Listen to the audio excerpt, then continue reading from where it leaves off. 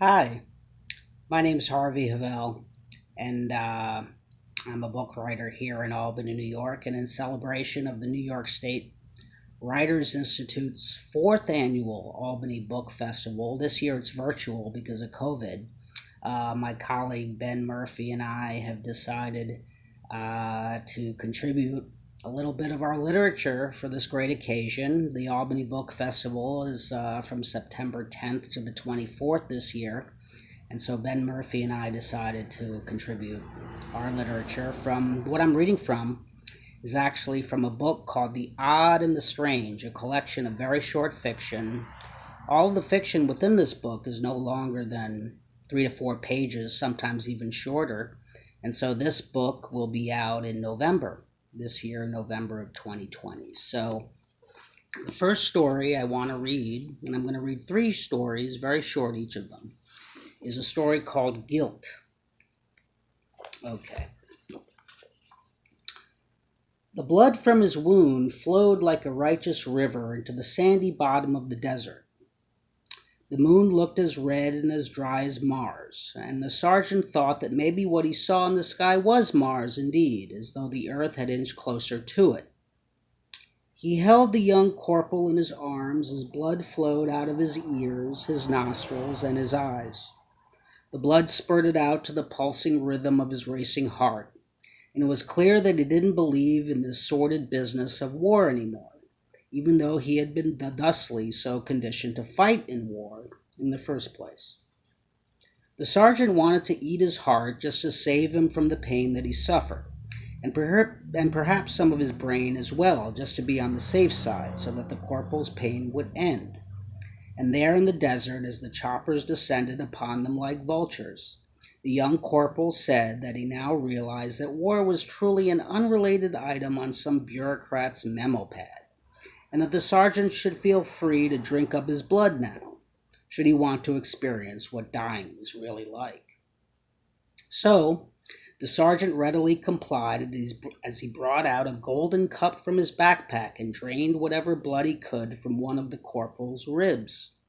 "Do you feel less guilty about things, sir?" asked the corporal before dying. "Is this some kind of aphrodisiac?" asked the sergeant. "I don't think so, sir," said the corporal. "Okay, then," said the sergeant, "if that's the case, then let's drink a cup of your warm blood together.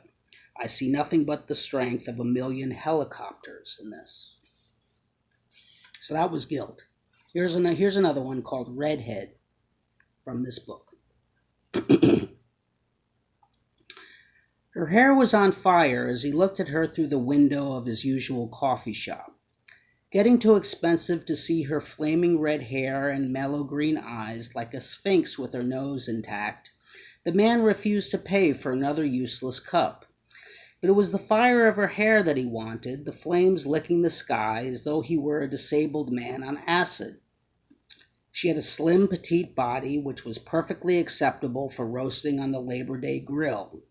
And the young man often thought of running up to her without buying another cup and kissing her madly, despite the wretched scars of a first-degree burn such an act would ultimately cause him. The flames of her hair burned, and he walked through a plate-glass window of the coffee shop with the desperate and paranoid look of a schizoid rabbit. He couldn't hide the desire in his heart as the flames now burned his skin like 1,000 cigarettes over his arms, his legs, and his face.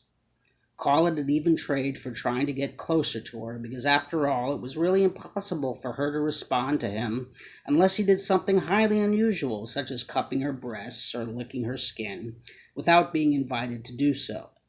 He might as well have been a flasher in a raincoat for all he knew, and yet the flames of her fiery red hair purified the uncleanliness of his imagination, just like Odysseus did when he set the interior of his Parthenon on fire in order to cleanse and purify it from the jism that Penelope's suitors left behind. Okay, so that's called Redhead.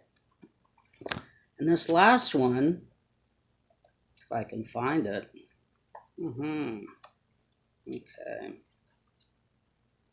is called Delusion. Where is it?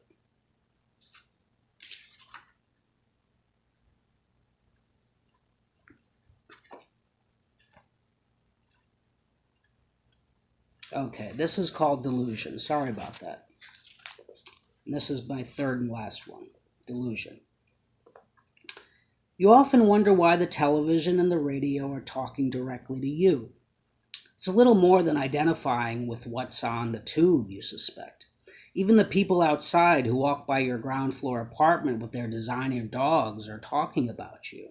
You want it all to end, but it doesn't, and you ultimately suspect the CIA that somehow this elite organization you wanted you right from the beginning and has been guiding you all along, that they alone are your real parents and not anyone else. The fact that people all over the neighborhood are finally talking about you is sometimes a good thing, as you always wanted to be understood by everyday strangers wherever you went, like some famous rock star whom the women can't get enough of. But if you actually try to approach anyone about it, this special charm of having people scrutinize you would end abruptly. In other words, if you went up to the people outside and accused them of causing your predicament, the spell would instantly break, and they would claim that they're not talking about you at all and that you should mind your own business and not barge into other people's conversations. You are still convinced, though, and as your mind revs up its engine, it discovers that strange thoughts are coming in at you a mile a minute, such that your brain starts to hurt and bleed in the fury of pain. You have nowhere to go. There is no escape. You alone wanted this, and now you're stuck with this. So, 3 short stories, very short stories from the book The Odd and the Strange in celebration of the New York State Writers Institute's 4th annual Albany Book Festival, which is virtual this year, September 10th to the 24th. So, congratulations, New York State Writers Institute, for another great year, and thank you very much for hearing this.